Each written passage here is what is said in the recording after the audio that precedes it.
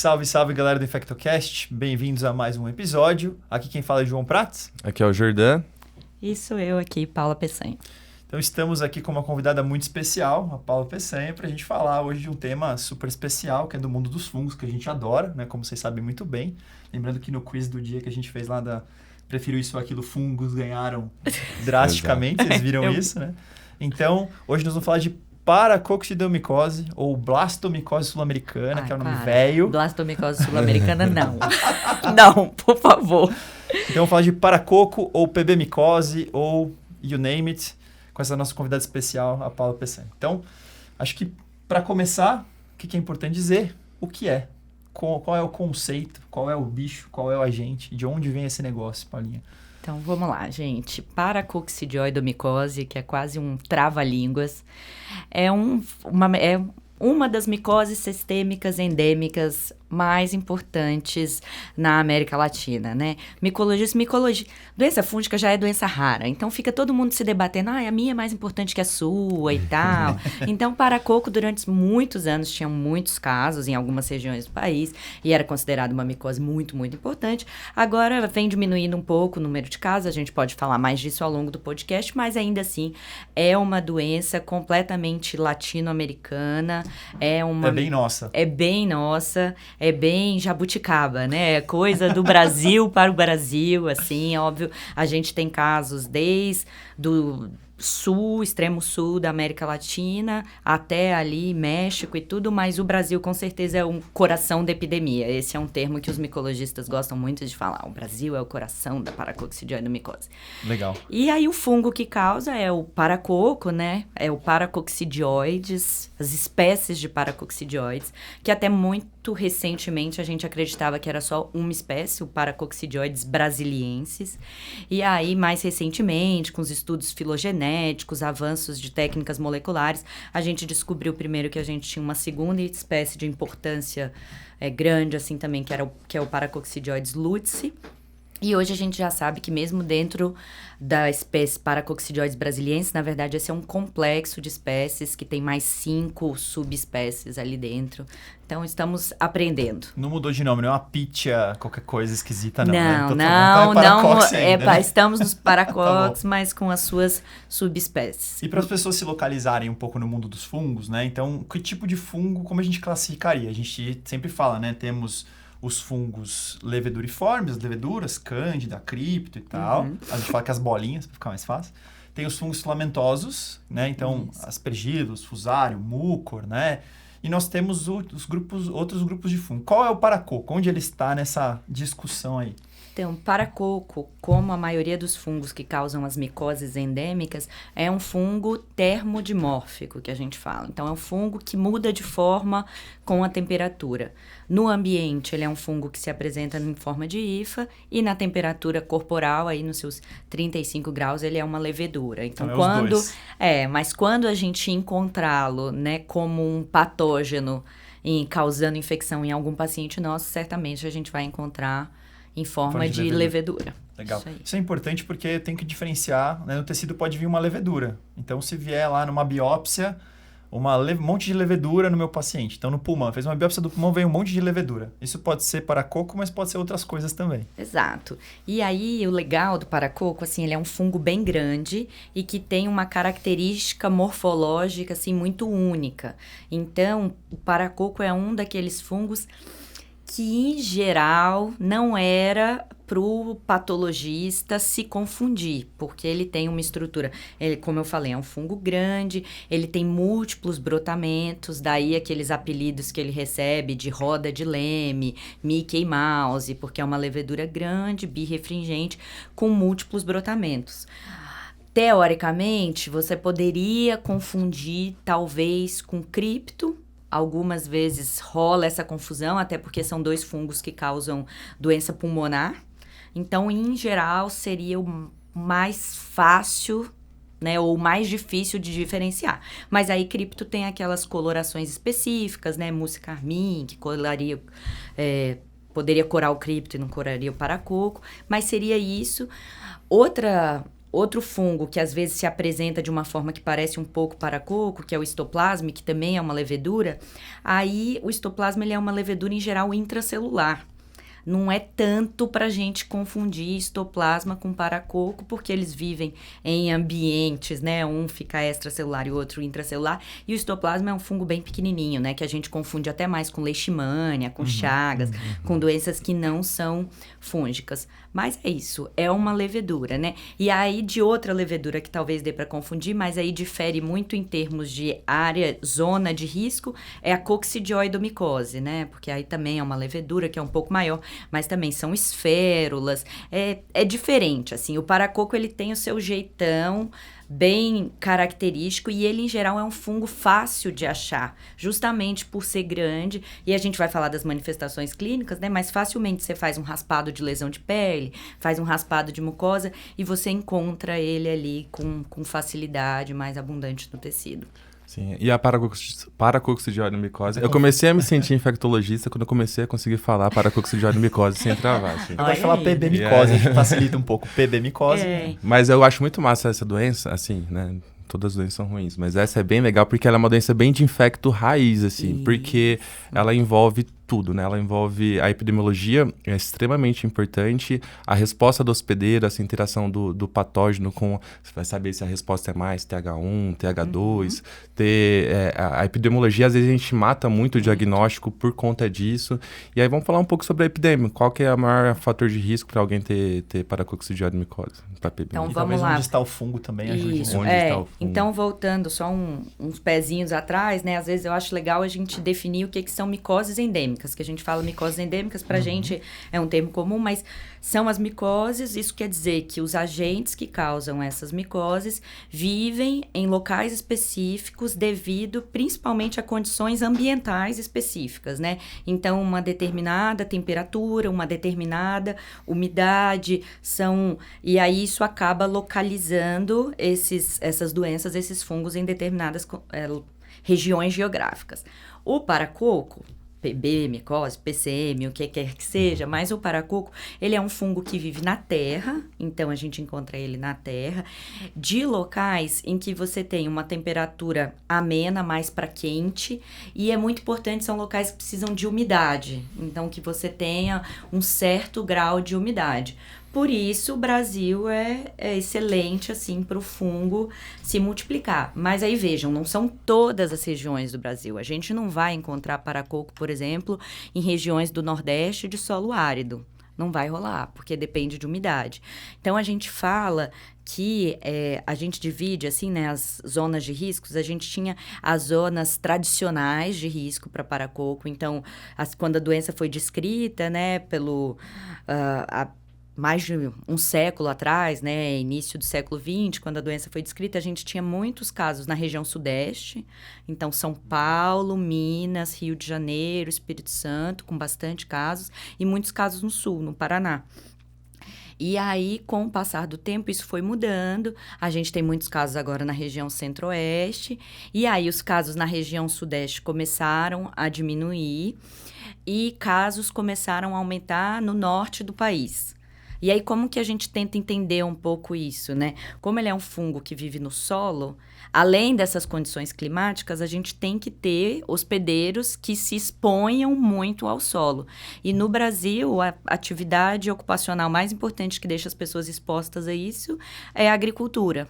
Então, a gente ainda tem muito paracoco, onde a gente ainda tem muita gente vivendo da agricultura. Se a gente falar do estado de São Paulo, a gente ainda tem muito caso em Ribeirão, em Botucatu, porque ainda são zonas em que você tem muito trabalho predominantemente rural. E essa migração por norte pode ter a ver justamente com produção de café, de soja. Elas foram essas subindo, novas fronteiras agrícolas. Exato. Aí a gente fala muito da expansão das fronteiras agrícolas surgindo como novos locais de infecção para o fungo. Então, a gente tem áreas hiperendêmicas que a gente fala no estado de Rondônia, que chegou a ter...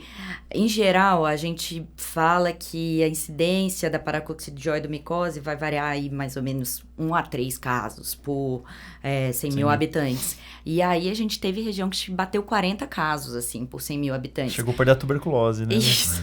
E foi, numa época, começaram a surgir muitos casos de forma crônica da doença lá na década de 90, em Rondônia. E aí, quando você vai olhar retrospectivamente, a gente vai ter que falar, né, de como é a história natural da doença, mas as pessoas migraram para Rondônia na década de 60, mais ou menos, para a expansão agrícola ali. E aí, 30 anos depois, começaram a surgir vários casos de doença crônica. Agora, a gente está vendo casos aumentarem no Tocantins, tem regiões hiperendêmicas no Tocantins, que também a gente teve a expansão agrícola para lá. E aí, em compensação, o Paraná, por exemplo, se a gente conversar com os micologistas do Paraná, eles falam, ixi, o paracoco nem tem mais aqui, acabou, sumiu. Drasticamente. São Paulo capital, diminuiu verdade, drasticamente. Porque tem um trabalho legal do Mato Grosso que eles mostraram como foi diminuindo ao longo dos anos as formas agudas da doença. Porque a forma aguda é a criança ou adolescente que é exposto. E aí eles correlacionam isso com a redução do trabalho infantil na lavoura, entendeu? Então, como não temos mais crianças trabalhando no meio agrícola, a gente também não tá vendo mais tanto caso de agudo. Perfeito. Isso Então, é bem legal. Então, é infecto raiz, assim, Sim. né? Tem que entender com o que a pessoa trabalha, onde ela foi. Então, você está falando assim. que tem uma correlação com a patogênese da doença, então é bem interessante isso, né? Então, a forma aguda é uma exposição mais recente, e a gente acaba descobrindo situações hiperendêmicas mais tardiamente. Então, 20, 30 anos depois que o cara se expôs, que aparece. Então, quando a gente tem caso de forma crônica um montão, na verdade, reflete uma situação do passado. Então, até a forma da doença, tem que saber qual é para interpretar a epidemiologia do que está acontecendo. Bem raiz mesmo. Então, aqui estamos epidemiologia de alto nível, E né? agora, outra coisa que tem acontecido são surtos, que a gente fala, de paracoccidioidomicose, e aí são surtos de forma aguda da doença. Isso também acontece. É óbvio que quando eu falo de um surto de paracoco, por exemplo... Não são muitos casos, né? Eles relataram um surto de paracoco na Argentina.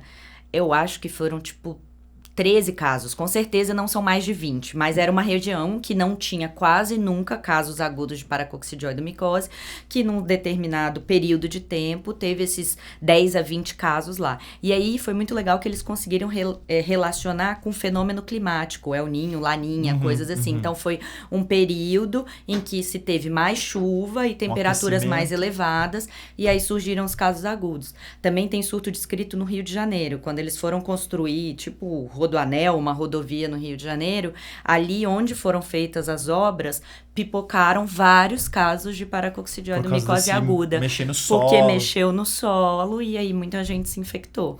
Então isso também é coisa que a gente tá entendendo agora, assim. Então, pra gente fazer um paralelo, já que a gente vai acabar falando depois, que é um pouco formas clínicas e fisiopatologia, então o paciente vai inalar o fungo, entra pelo pulmão, e lá ele tem uma resposta imune inicial que vai definir o que vai acontecer com ele, né? Então, da mesma forma que acontece com a tuberculose, por exemplo, pode ser que fique ali um granulominha e aquilo fique quieto o resto da vida dele. A gente estima, tem estudos epidemiológicos que fazem com paracoccidioidina, que é como se fosse um PPD, aí se estima que centenas de milhares de pessoas estejam expostas a paracoccidioidomicose, e dessas tantas pessoas que foram expostas, menos de 5% vai desenvolver a doença. Em geral, a estimativa aí de 2% vai desenvolver algum tipo de doença. Dos que desenvolvem a doença, tem aqueles que logo que tem o contato, que é isso que a gente está falando, inalam, né, o fungo, os esporos, e aí cerca de 3 semanas a 3 meses depois da inalação, eles vão desenvolver a doença. O que acontece é que são pessoas que não conseguem construir uma resposta TH1 adequada, então não consegue formar o granuloma, porque o ideal é você fazer tipo o nódulo de Gond da tuberculose, é entrar no pulmão, você formar um granuloma, então entra no pulmão, dá uma passeada no sistema retículo endotelial e tal, mas você segura ele ali. Quem não consegue fazer isso é quem vai ter a forma aguda aguda da doença. Felizmente, isso não passa de 15% desses 2% de pessoas expostas, né? Então, mais ou menos 15% das pessoas que vão se infectar vão ter essa manifestação aguda, que é uma manifestação mais grave da doença em geral, porque aí é o fungo solto no sistema retículo endotelial. Aí a apresentação parece um linfoma, né? Eu lembro que o João sempre gostava de falar na preceptoria. A gente falava linfoma de Minas. O linfoma de Minas. Mas é isso, o paciente faz linfadenomegalia disseminada, faz hepatoesplenomegalia, e se a gente der sorte, ele faz lesões cutâneas e de mucosa que facilitam o nosso diagnóstico. Se o paciente não tiver lesão cutânea e de mucosa, o que acontece é que, em geral, ele é tratado em qualquer canto aí, como linfoma, alguém já joga um corticoide, a galera fica nervosa, porque é uma apresentação mais grave. Ainda mais da criança doença. jovem, né? Eu tive um caso, até falando sobre isso, lá na Unifesp, na época da residência, que o pessoal da clínica ligou e falou assim, cara, tem um linfoma aqui na hemato que biopsiaram um gânglio e veio cripto. Foi assim a conversa. Aí. Veio aqui o que aconteceu, né? E era um menino mesmo. O quadro dele era isso, linfonomegalias enormes, grandes no pescoço, axila, tinha até no braço, né, aqui na região ulnar, lembra? Tinha essas fotos, Fora do habitual, né? Ele tinha muita eosinofilia, que chamava atenção. Que isso acontece ele estava ictérico por uma obstrução biliar, de tanto linfonodo, granuloma, enfim, que tinha ali. E ele tinha até uma hipoaminemia com hipergama. Que lembrando também daquela é questão característico TH2. da doença. Exato, super característico, né? E eles admitiram o paciente e falaram assim, bom, esse menino tem essa idade, acho que era uns 19 anos mais ou menos. Ele, assim, não tinha epidemiologia muito clássica, ele tinha ido jogar futebol no campo de grama, era uma coisa bem pouco, assim, era de São Paulo, não tinha um contato muito grande com a região rural. E aí falaram, isso aqui é um Hodgkin, até que prove o contrário, porque a cara do Hodgkin, linfonodo cervical. O que estava estranho era esses linfonodos, né, fora e tudo aquele kit. E ele chegou, começaram para ele um pouco de corticoide, um bloquinho, para dar uma melhorada no sintoma. Sim. Só que, curiosamente, eles começaram também... Eles começaram... Foi outro. Tem vários, acontece que fez direto. retinite por paracoco. Acontece direto. Porque tinha obstrução biliar, daí por conta da obstrução... E esse mês a gente tá com outro na enfermaria assim também, que acontece direto pulsaram fora. A gente teve lá aquela que é uma gestante, que até nós tivemos uma gestante, que é super raro, a gente vai falar depois um pouco sobre por que pulsaram pensando em hemólise, anemia hemolítica. Ó, estão fazendo um multicêntrico com gestante em paracoco, hein? Sério? Pega esse caso aí. Então pronto, vamos depois fazer isso. A gente relatou esse caso, né? Legal. Então, e eu acho que assim, uma coisa curiosa, né? E ele tomou um Bactrim, deram um Bactrim pra ele profilático, corticoide, ele deu uma melhoradinha com isso, né? Só que aí chamaram, a gente pegou a biópsia, tinha um monte de fungo, levedura. É cripto. Não, pera, vamos falar com a patologia. Daí acho que é legal que a gente falou no começo, que é assim, você tem que ir lá e falar, isso aqui não é cripto, isso aqui é paracoco, procura pra mim, né? E eu lembro nessa época que a gente pediu sorologia, nós vamos falar depois, né? Que o laboratório até ligou pra mim e falou assim, você tá pensando em paracoco pra esse paciente? Eu falei, não, muito, eu tenho certeza. Eu falei, não, porque a sorologia veio tão intensa que saiu da placa, tá fazendo uma coisa absurda aqui. Pois é. Então, acho que é interessante dizer que, assim, cuidado, pessoal, quem está acompanhando, que um paracoco agudo pode ser um linfomão, né? O que você acha que é um linfoma é um paracoco agudo. Sim. E eu tive um caso também que a família, quando descobriu que era paracoco, imagina a alegria deles, né? Que isso não era uma neoplasia, né? Então, é bem importante lembrar dessa forma aguda que ela pode parecer um linfomão, pode parecer uma doença linfoproliferativa e é bem comum. E tomara que tenha lesão de pele, que às vezes não tem. Isso, é isso que eu nos falei. ajuda Se você muito. der sorte, né? E aí pode ter as mais diversas manifestações. Pode ter lesão óssea, esse que ficou internado recentemente com a gente, várias lesões líticas na coluna. Pode ter acometimento adrenal, né? Isso é bem importante até na forma crônica da doença. Às vezes a gente pode ter acometimento intestinal, e aí você ter síndromes desabsortivas, tanto por compressão de linfonodo, quanto por própria ileite, pode ter úlcera. Tem muito tecido linfático intestinal. Muito tecido linfático intestinal, então pode acontecer. Então essa é a forma mais grave da doença. E pode acontecer às vezes, esse é um tipo de indivíduo que ele não tem uma imunidade lá a essas coisas. Então a minha impressão é que às vezes pode acontecer com exposições menos importantes, entendeu? Isso aqui, gente, é a opinião do especialista total, tá? Mas é como se fosse assim, ele tem uma resposta ruim ele para já esse tem bicho. uma resposta ruim, e aí, porque a gente vê casos, igual, esse menino foi jogar bola. O que estava internado com a gente agora, ele foi fazer um bico de capinar um terreno. fui fazer um bico, capinei um terreno. Uma vez, né? Não é uma pessoa que vive numa zona rural, é uma pessoa que teve uma exposição pontual. Tem coisa assim de gente que vai a turismo a algum lugar, Exato. isso também tem. Então tem que ficar de olho.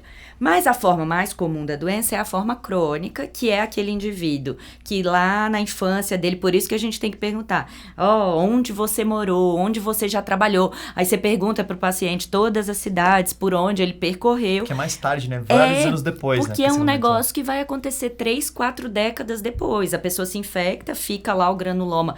Pode ficar no pulmão, pode ficar na adrenal, pode ficar na pele, mas algum lugar formou um granuloma que, em geral, a partir da 4ª, 5ª década de vida, principalmente em indivíduos homens, porque aí a gente tem um lance do estrogênio dificultar o paracoco a pegar sua forma patogênica, né? Então, principalmente em homens ou mulheres fora de idade fértil, né? Por exemplo, na forma aguda não tem isso, é mulher é menino e menina igual, né? Mas forma crônica é homens, assim, 10 homens para uma mulher, porque o estrogênio tem esse fator de proteção bem importante. E principalmente em homens e principalmente em tabagistas. A gente não sabe exatamente, possivelmente porque tabagista você vai fazendo lesão estrutural pulmonar e isso vai lá e cutuca o granuloma e dá mais chance dele se multiplicar também, porque a gente sabe que o tabaco tem, sei lá, várias coisas que afetam a imunidade. Mas tabagismo, etilismo, né? E homens, assim. E aí nessa população vai outro desafio diagnóstico, porque muito frequentemente a gente acaba confundindo ou ficando na dúvida com neoplasias. Com SEC, principalmente. SEC de boca, SEC de pele, né? As lesões ulceradas de pele e mucosa, porque são os mesmos fatores de risco, lavrador, exposição solar, tabagista e etilista. E também os carcinomas de pulmão, né? Porque é a mesma coisa. Surgiu lesão pulmonar, nódulo num paciente tabagista 100 anos maço. Isso quando não tem os dois. Isso, e ainda pode ter os dois, em 5% aí dos casos ainda pode ter as duas coisas. Mas essa forma crônica, então, a principal manifestação que a gente vê é a manifestação pulmonar. 90% dos casos, manifestação pulmonar.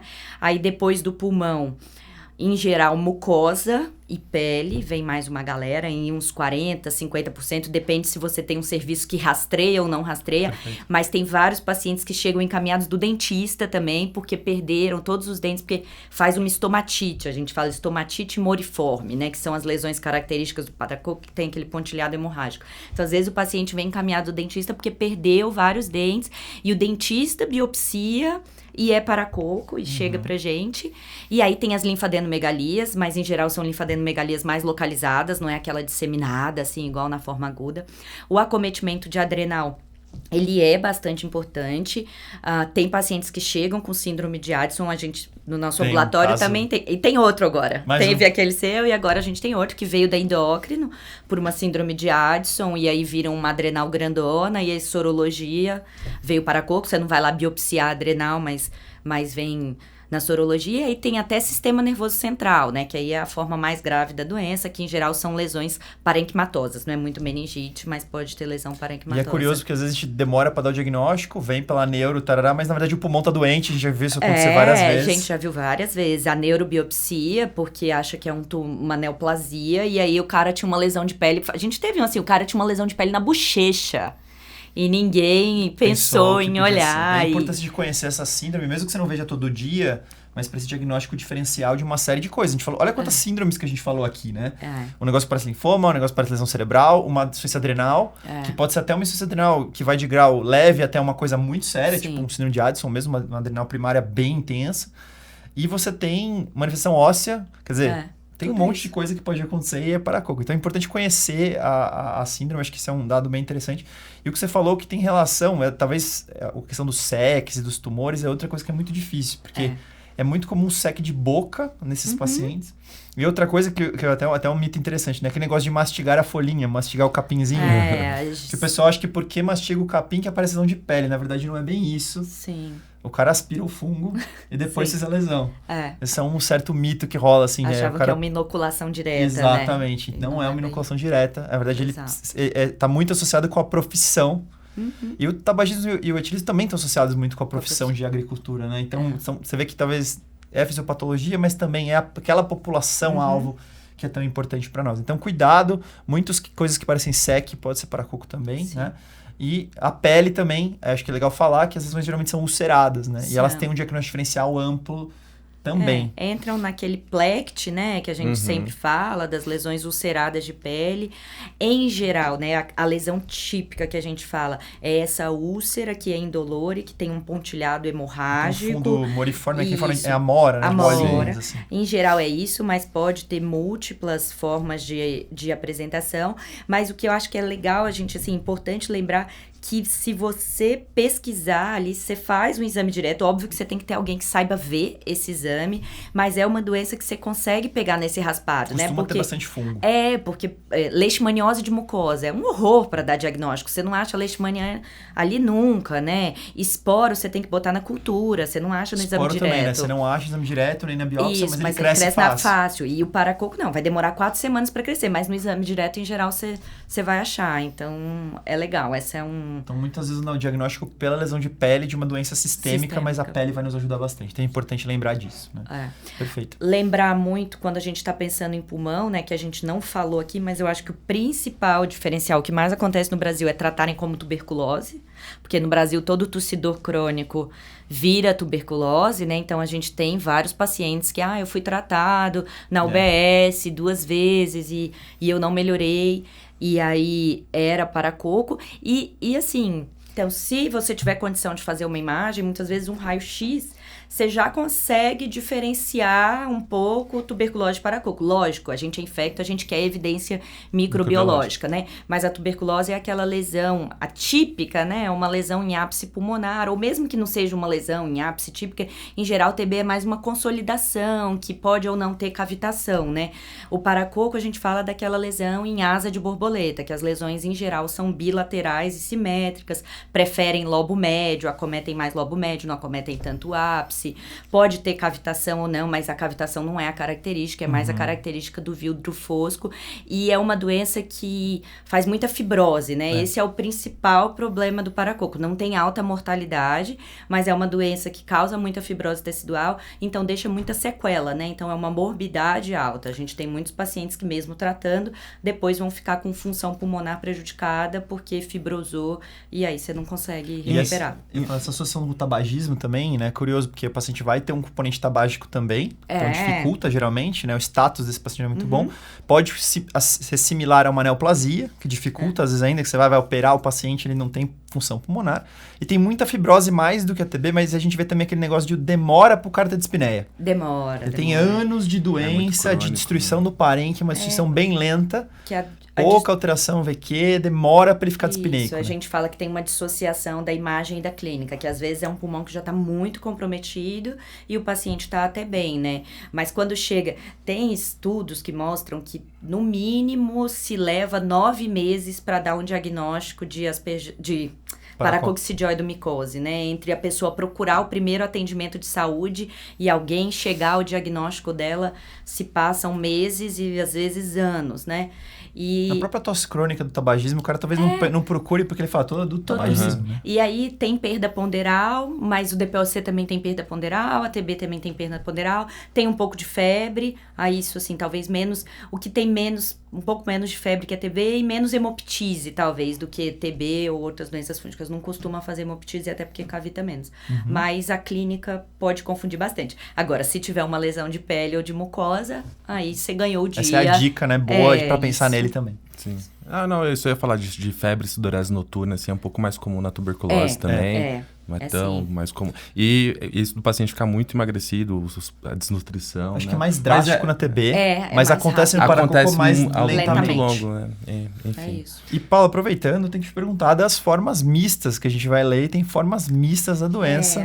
Conta o que é isso pro pessoal entender. Então, a gente, uma das coisas que eu ia falar e acabei esquecendo é que as micoses endêmicas que a gente fala, elas são causadas por fungos que a gente chama fungos verdadeiramente patogênicos. Perfeito.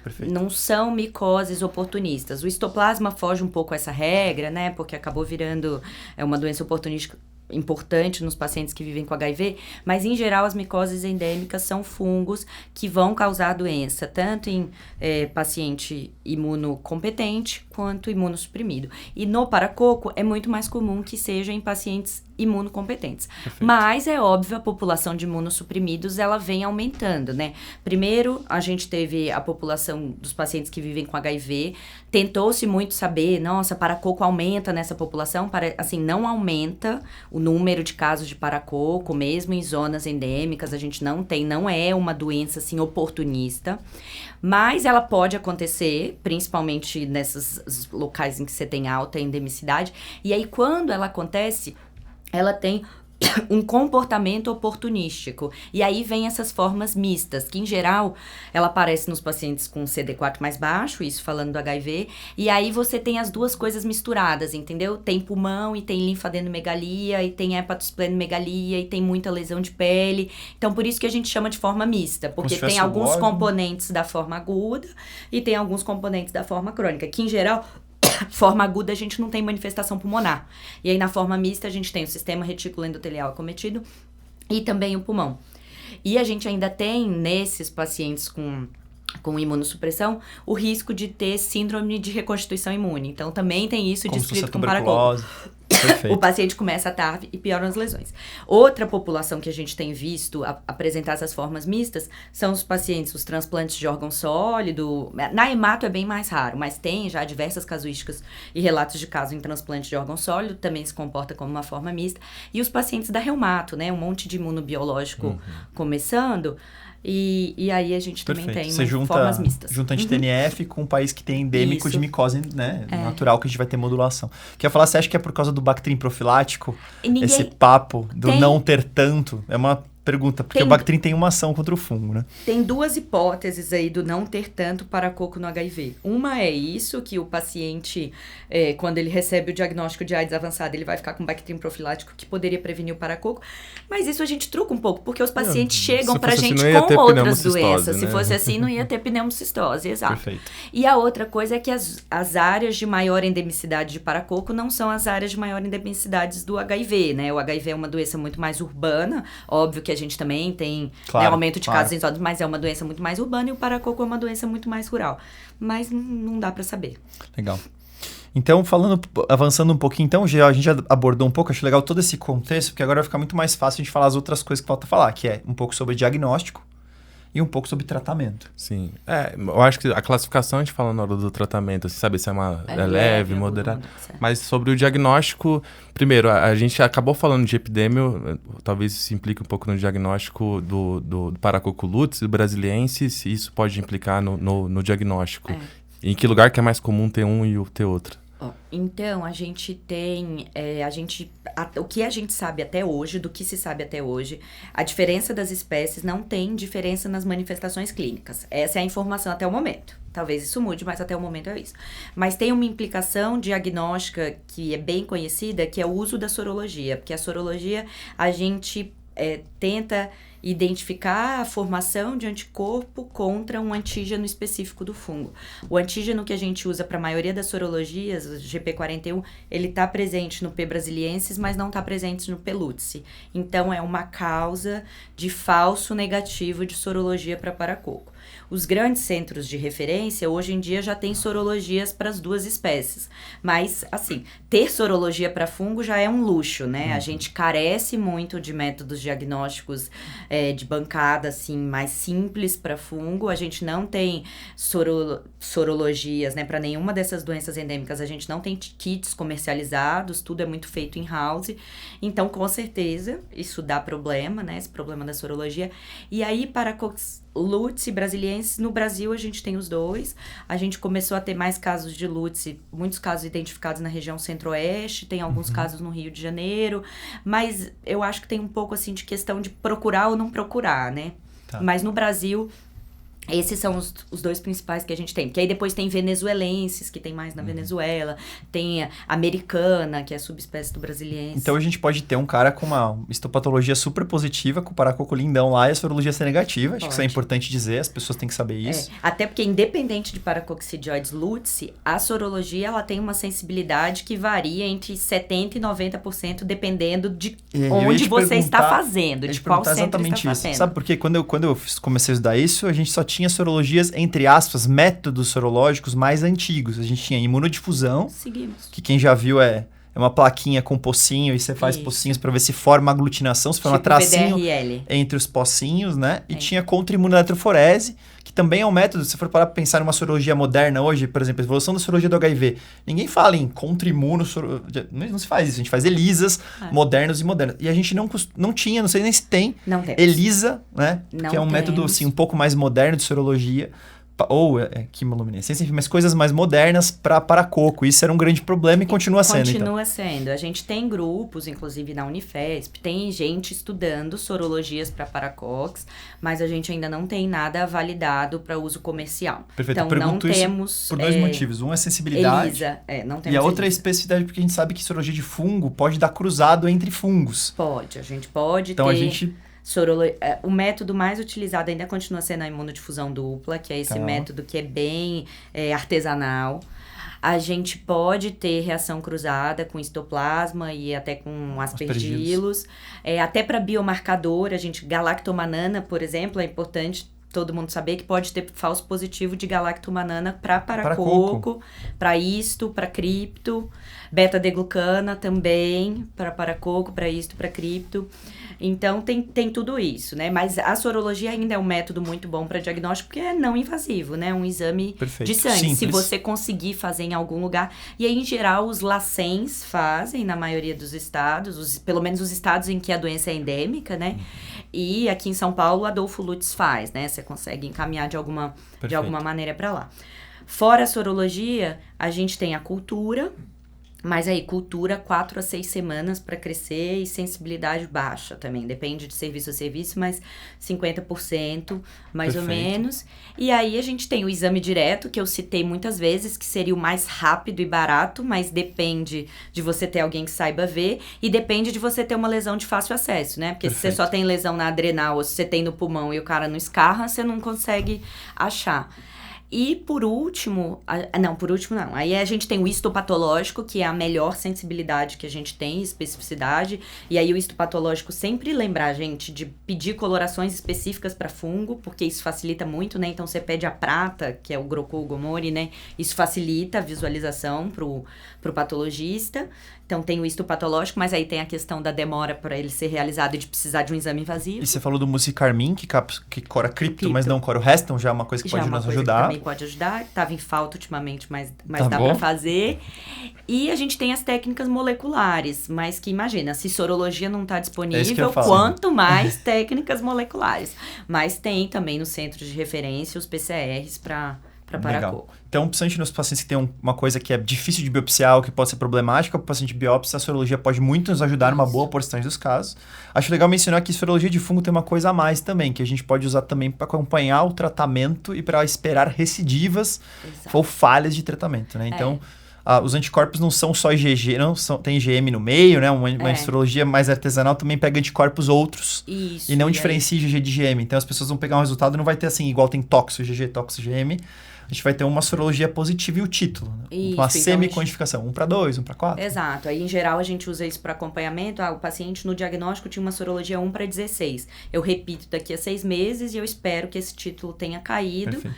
E isso me ajuda a definir um pouco, né, o tempo de tratamento, se eu tiver alguma dúvida. E ajuda a ver recidiva, porque se recidivar, teoricamente, esse título vai... Você espera que a sorologia aumente antes do cara ter sintomas ou de célula? Ou mesmo na hora que ele volta. Porque às vezes, voltou a ter sintomas. Foi o DPOC você que piorou ou Perfeito. tem paracoco? Aí, se eu vejo uma sorologia que aumentou de novo, isso é mais uma dica pra mim. E aí, lembrar que a sorologia, se eu estiver falando daqueles pacientes imunocomprometidos, sorologia diminui bastante a sensibilidade Perfeito. nessa população, em comparação, né, nas séries que a gente fez, nos estudos que a gente fez, que ainda tá para publicar, mas também no que já tem publicado, a cultura aumenta a sensibilidade, o exame direto aumenta a sensibilidade no imunocomprometido, porque a gente tem uma carga fúngica maior. Outra coisa interessante é que a sorologia, geralmente na forma aguda, o título é muito mais alto. É isso é uma coisa bem interessante. porque você tem mais doença, né? E muito anticorpo, aquele anticorpo, muita quantidade de anticorpos, né? Acho que isso é legal também falar. Perfeito. E aí? Vamos pro tratamento. Como é que Resolver. trata esse negócio pra gente resolver aí, Paulinha? Como é que a gente faz? Olha, gente, eu falo assim, doença fúngica é aquele negócio. A gente não tem um monte de remédio, então é fácil chutar. É difícil manejar o antifúngico, mas é fácil chutar o que eu vou usar, porque eu não tenho muita opção. Perfeito. Então, quando a gente está falando de formas graves da doença, que eu acho que era um pouco isso, né? O que é uma forma grave? Em geral, as formas agudas tendem a ser mais graves. Claro que vai ter gente com forma aguda que só tem lesão de pele. A gente teve paciente no ambulatório que só tinha linfadenomegalia cervical. Aí não, mas em geral, essas formas agudas que tem linfadenomegalia disseminada, hepatosplenomegalia, a gente considera forma grave. E forma grave a gente também considera acometimento pulmonar muito importante, que esteja levando a hipoxemia, por exemplo, acometimento de sistema nervoso central, acometimento intestinal, em geral. Intestino ruim, desnutrição, não consegue comer, que leva a acítico. desnutrição, também é considerado forma grave. E aí, para esses pacientes, a gente vai usar o antifúngico de maior amplo espectro, maior eficácia, mais velho conhecido de todos, que é a anfotericina. Problema da anfotericina é a toxicidade, né? Então, a anfotericina, na sua formulação, a primeira, que é a deoxicolato, a gente sabe, ela é muito nefrotóxica, né? Ela mira lá no ergosterol do fungo, acerta no colesterol humano e lesa túbulo e faz lesão renal e faz distúrbio hidroeletrolítico, tubulopatia, Um monte de coisa. reação infusional, tudo isso. E aí a gente, felizmente, agora tem as formulações lipídicas que são menos tóxicas. Em compensação, são muito mais caras. Mas é importante todo mundo saber, o Ministério da Saúde fornece para o SUS anfotericina complexo lipídico para os pacientes que tenham paracoccidioidomicose grave. Perfeito, através do programa das micoses. Através do programa de micoses, né? Depois a gente pode até botar um link de como é que a pessoa pede lá no podcast, pra todo mundo, alguma pessoal, coisa. você pode acessar, preencher o formulário e eles vão te mandar as terapias Então, necessárias. Isso é legal, tá? Então, isso para as formas graves. E aí, para as formas leves a moderadas, em geral, a gente vai usar o itraconazol, né? O itra é um azólico que tem ação contra a levedura, contra fungo filamentoso, contra os termodimórficos. Acaba sendo a principal escolha para tratamento das micoses endêmicas. A gente tem um problema, o itraconazol também é caro, mas, de novo, o Ministério da Saúde fornece. Aqui em São Paulo, a Prefeitura fornece, né? Mas o Ministério da Saúde também fornece. E aí, o paracoco morre com uma dose baixa de itra, 200 miligramas. E a itra tem o problema das interações medicamentosas.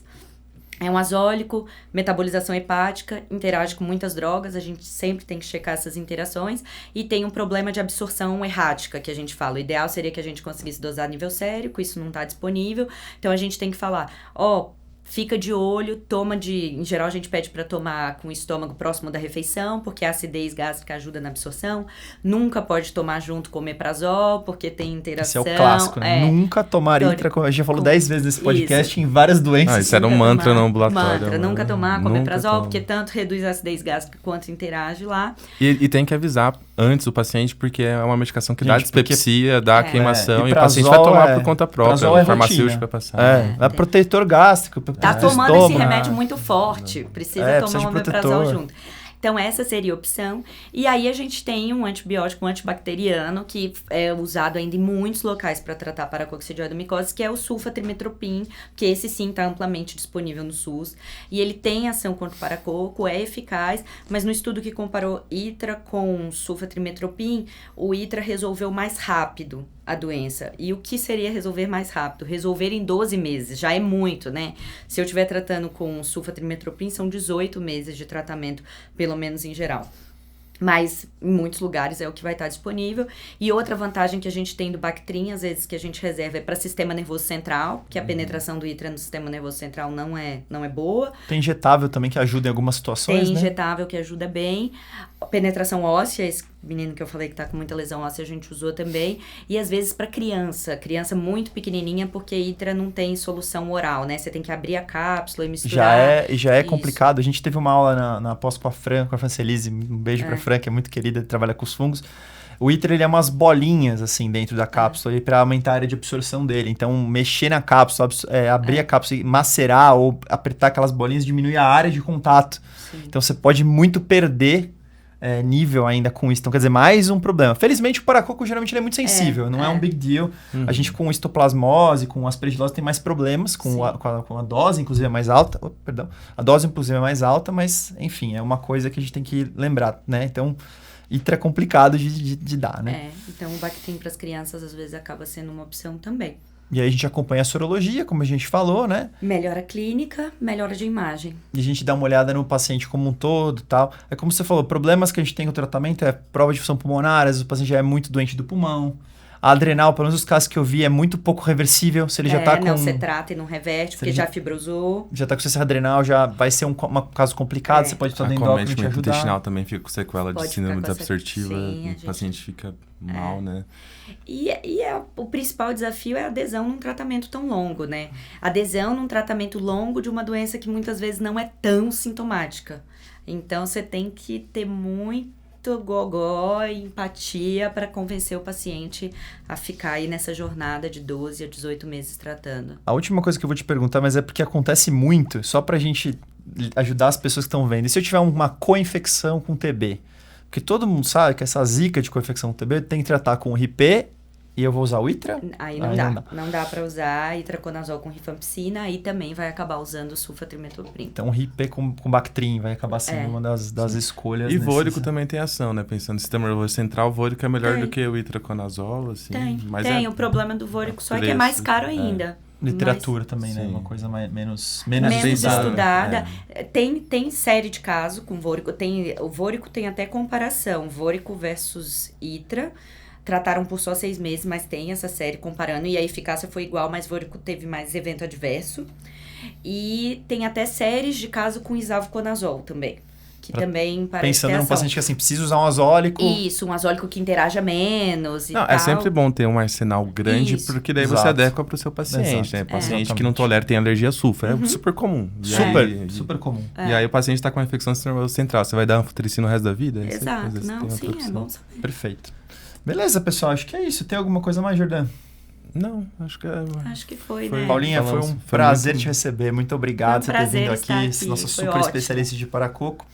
Então, pessoal, primeiro de tudo, agradecer a todos que nos ouvem por mais um episódio. Agradecer a Paula, obrigado por você ter vindo. Sigam a gente no Instagram. Sigam a gente se inscrevam no nosso canal do YouTube, que eu sempre me confundo com esse canal do YouTube. E fiquem ligados que em novembro nós temos nosso evento Infecto Expert. Então, não percam. Vamos falar de todas as nossas áreas de conhecimento, inclusive muita coisa de infecção fúngica. Então, todos convidados para conhecer. Conheço também nossas pós-graduações. Paulinha deu aula para nós na nossa pós, também uma grande professora da nossa pós-graduação, falou lá de infecções fúngicas em imunodeprimidos. Então, vai ser um prazer recebê-los como alunos, como ouvintes e continuar contando com o seu apoio de sempre. Sempre um prazer ter vocês com a gente. Até o próximo episódio. Valeu, pessoal. Valeu.